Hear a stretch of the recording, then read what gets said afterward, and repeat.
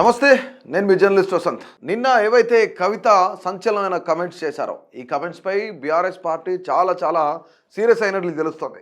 ముఖ్యంగా నిన్న సాయంత్రం నుంచి ఎప్పుడైతే కవిత సంచలనమైన కమెంట్లు చేశారో దాని తర్వాత నిన్న సాయంత్రం నుంచి ప్రధానమైన నేతలందరూ బీఆర్ఎస్ పార్టీ నేతలందరూ కూడా కేసీఆర్తో సమావేశం ఏర్పాటయ్యారు. ఈ సమావేశంలో కేసీఆర్ సీరియస్ అయినట్టు తెలుస్తుంది. ఇక్కడ కొన్ని ఆప్షన్స్ మనం చూస్తే కవిత ఈ విధంగా మాట్లాడారు అని చెప్పి, కవిత సంచలనమైన ఆరోపణలు చేశారని చెప్పేసి పార్టీ నేతలందరూ కూడా ఒక్కసారి బగ్గుమన్నారు. ప్రధానమైన అంశాలు ఏంటంటే బీఆర్ఎస్ పార్టీ ముందున్న ప్రధానమైన అంశాలు, ఒకటి కవితని సస్పెండ్ చేయడం, రెండోది ఆమెను పిలిచి మాట్లాడడం, ఇక మూడోది ఏంటంటే షోకాజ్ నోటీస్. ఈ మూడు అంశాలే ప్రధానమైన అంశాలు వాళ్ళ అజెండాగా ఉన్నాయని తెలుస్తుంది. ఎందుకంటే ఇప్పటికే కవిత మాట్లాడిన తర్వాత హరీష్ రావుకి సపోర్ట్ చేస్తూ BRS official social media handle ఏదైతుంది బీఆర్ఎస్ పార్టీ అని, ఇది ఎక్స్ అనమాట.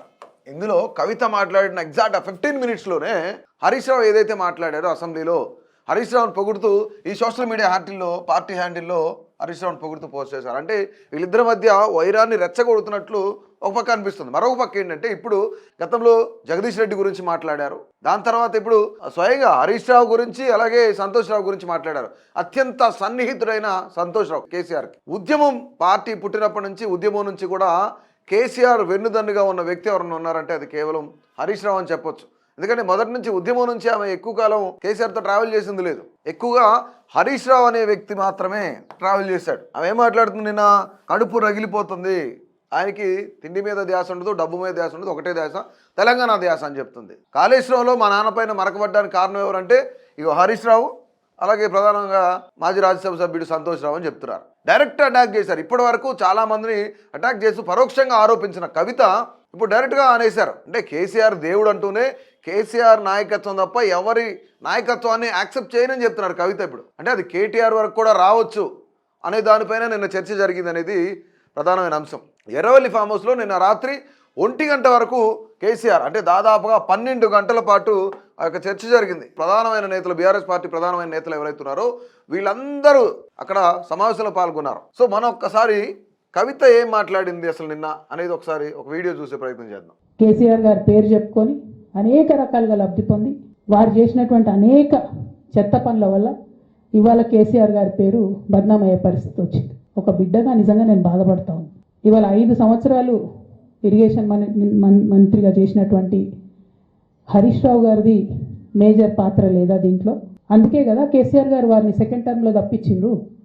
ఈ మొత్తం కాళేశ్వరం ఎపిసోడ్లో కేసీఆర్ గారికి మరక అంటిందంటే 2-3 వ్యక్తులు కారణం. మాజీ రాజ్యసభ సభ్యుడు ఒకలైతే, హరీష్ రావు గారు ఒకలైతే, మేఘా కృష్ణారెడ్డి గారు ఇంకోటి, మేఘానో బోగానో ఏదో. ఇక్కడ ముఖ్యంగా అంటే అటు కాంగ్రెస్ పార్టీకి బీజేపీ కానీ మిగతా పార్టీలు అన్నిటికీ కవిత ఒక ఆయుధం ఇచ్చారు. ఏం చెప్తున్నారు, ప్రధానంగా 5 ఏళ్ళు ఇరిగేషన్ మినిస్టర్గా పనిచేసిన హరీష్ రావుకి లేదా ప్రధానమైన పాత్ర లేదా, రాజ్యసభ సభ్యులు సంతోష్ రావుకి లేదా ప్రధానమైన పాత్ర, అంటే వీళ్ళు నిజంగానే ఈ దొంగతనం చేశారని ఓపెన్గా చెప్తుంది ఆవిడ. దీన్ని బేస్ చేసుకొని బీజేపీ ఎంపీ ధర్మపురి అరవింద్ కూడా చెప్తున్నారు. అంటే ఇక్కడ అవినీతి జరిగింది, దొంగతనం జరిగింది, దోపిడీ జరిగిందని చెప్పేసి కవిత అఫీషియల్గా చెప్తున్నారు కదా. ముందు అసలు సిబిఐ వాళ్ళు ఈమెనే ఎంక్వైరీకి పిలవాలని కూడా డిమాండ్ చేస్తున్నారు ధర్మపురి అరవింద్. ఇంకోటి ప్రధానంగా హరీష్ రావు వల్ల అలాగే సంతోష్ రావు వల్ల జరిగింది. ఇందులో మరో వ్యక్తి మెగా కృష్ణారెడ్డి. గతం నుంచి కాంగ్రెస్ పార్టీ బీజేపీ 2 పార్టీలు కూడా చాలా పెద్ద ఎత్తున ప్రచారం చేశాయి. మెగా కృష్ణారెడ్డికి కేసీఆర్ కుటుంబానికి కొన్ని సంబంధాలు ఉన్నాయి, ఏ ప్రాజెక్ట్ వచ్చినా ఆయనకే ఇస్తున్నారు అని చెప్పేసి గతంలో చెప్పారు బీజేపీ కాంగ్రెస్ 2. ఇప్పుడు దానికి ఊతమిచ్చుకుంటూ వాళ్ళకి ఒక ఆయుధాన్ని ఇచ్చింది కవిత అని చెప్పుకోవచ్చు డెఫినెట్లీ. ఎందుకంటే ఈ అవినీతి మరక కేవలం హరీష్ రావు వల్ల అలాగే సంతోష్ రావు వల్ల జరిగిందని చెప్తున్నారు. ఇంకోటి ఏంటంటే మనకి ఒక ప్రధానమైన అప్డేట్ అందుతుంది. కవిత కొత్త పార్టీ పెట్టడానికే, కవిత పార్టీ నుంచి సస్పెండ్ అయినా, కవిత పార్టీకి దూరంగా ఉన్నా, ఏదైతే రజతోత్సవ సభ ఏదైతే వాళ్ళది ఉందో అక్కడి నుంచి కవిత కొంచెం యాక్టివ్ పాలిటిక్స్లో పార్టిసిపేట్ చేస్తున్నారు. తన సొంత కుంపటి పెట్టుకోవడానికి ప్రయత్నం చేస్తున్నారు. ముఖ్యంగా ఆమె బహుజనులను బేస్ చేసుకొని అంటే బీసీలను బేస్ చేసుకొని గత 10 ఏళ్ళు గుర్తు రాలేదా కవితకు బీసీలు అంటే? వాళ్ళు అధికారంలో ఉన్నప్పుడు పట్టించుకోలేదు. కానీ ఇప్పుడు ఇటు బీజేపీ ఏమో బీసీ ముఖ్యమంత్రి అంటున్నారు, అలాగే కాంగ్రెస్ ఏమో బీసీలకు రిజర్వేషన్ అలాగే బీసీ అధ్యక్షుని చేశారు. సో ఇప్పుడు బీసీలు అంతా ఆకర్షితులు అవ్వాలంటే ఖచ్చితంగా కవిత కోసం బీసీలు ఉండాలి అని చెప్పేసి టీబీఆర్ఎస్ అనే పార్టీ పెట్టబోతున్నారు అనేది ప్రధానమైన సమాచారం. ఎందుకంటే ఇందులో ఒక బి ఒకటి తప్పిస్తే టీఆర్ఎస్ తెలంగాణ రాష్ట్ర సమితి అనేది అందరికీ తెలిసిన పేరు. అందుకనే ఆమె పార్టీ పేరు కూడా తెలంగాణ బహుజన రాష్ట్ర సమితి అనేది ప్రాచుర్యంలో ఉంటుంది. ప్రధానంగా ఈ పార్టీ పెట్టబోతున్నారు అనేది తెలంగాణ బహుజన రాష్ట్ర సమితి అంటే TBRS పార్టీ పెట్టబోతున్నారు అనేది ప్రధానమైన సమాచారం. దీనికోసం ఆమె ఇంటి దగ్గరలో ఉన్న బంజారా హిల్స్ ఆ ప్రాంతంలోనే ఇప్పటికే 3 అంతస్తుల బిల్డింగ్ కూడా తీసుకున్నారు పార్టీ ఆఫీస్ కోసం. ఇక నుంచి కార్యకలాపాలన్నీ అక్కడి నుంచే స్టార్ట్ అవబోతున్నాయి అని చెప్తున్నారు. సో మొత్తానికి కవిత ఎందుకు సీరియస్ అవుతున్నారు, ఎందుకు సొంత పార్టీ నేతలను టార్గెట్ చేస్తున్నారు అంటే కొత్త పార్టీ పెట్టడానికైనా కేసీఆర్ దీనిపైన సీరియస్ అయినట్టు తెలుస్తుంది.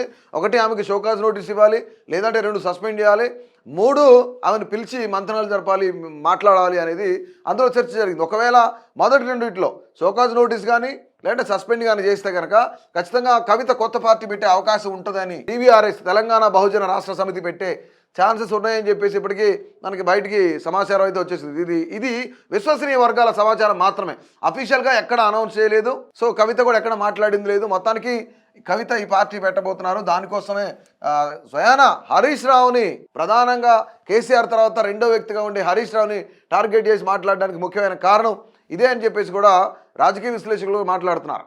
సో ముఖ్యంగా ఇప్పుడు కవితని సస్పెండ్ చేస్తారా, లేదంటే షోకాజ్ నోటీసులు ఇస్తారా, లేదంటే ఆమెపై ఏదైనా యాక్షన్ తీసుకుంటారా, కూర్చోబెట్టి మాట్లాడతారా? కొత్త పార్టీ పెడితే ప్రజల్లో ఎంతవరకు ఆదరణ ఉంటుంది, ఆదరణ లభిస్తుంది అనేది మీ యొక్క అభిప్రాయాన్ని తెలియజేయండి.